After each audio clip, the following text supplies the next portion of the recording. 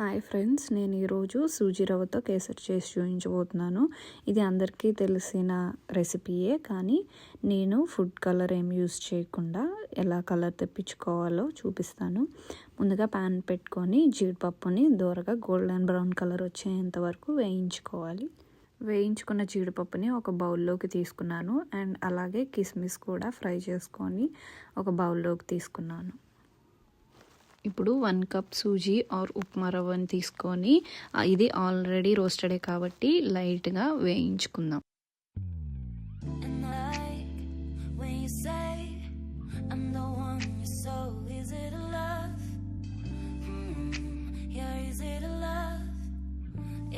ఇప్పుడు దూరగా వేయించుకున్న రవ్వలోకి ముందుగా వేయించి పెట్టుకున్న జీడిపప్పు కిస్మిస్ వేసి బాగా మిక్స్ చేసుకుంటున్నాను. ఇప్పుడు బాగా కలిపిన రవ్వలోకి మనం వాటర్ని యాడ్ చేసుకుందాం. నేను 1 కప్పు సూజీ రవ్వ తీసుకున్నాను. ఈ కప్పుతో అదే కప్తో 3 కప్స్ వాటర్ తీసుకుంటున్నాను.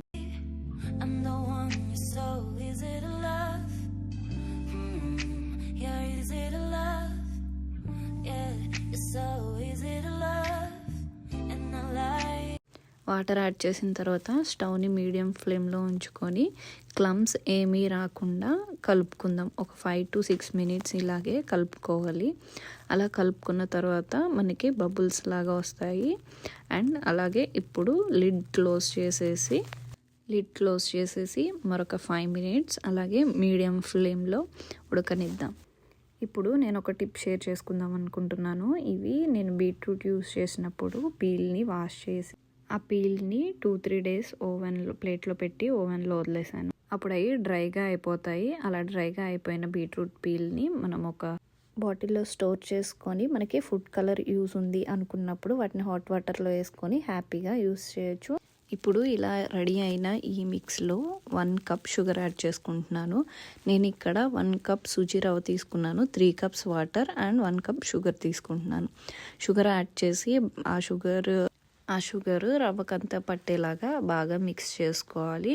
అలా మిక్స్ చేసుకున్న తర్వాత ఒక 10 to 15 మినిట్స్ దాన్ని అలాగే ఉడకనివ్వాలి. ఎందుకంటే ఆ షుగర్ రవ్వకంతా పట్టేదాకా ఉడకనివ్వాలి. పంచదార మెల్ట్ అయిపోయిన తర్వాత బాగా దగ్గరకు వచ్చేస్తుంది. అలా వచ్చినప్పుడు ఇలాచీ పౌడర్ వేసి లాస్ట్లో నెయ్యి వేసుకొని సర్వ్ చేసుకోవడమే. ఇదేనండి నా ఫస్ట్ వీడియో. నచ్చితే లైక్ చేసి షేర్ చేసి కామెంట్ చేయండి. మళ్ళీ నెక్స్ట్ వీడియోలో కలుద్దాం.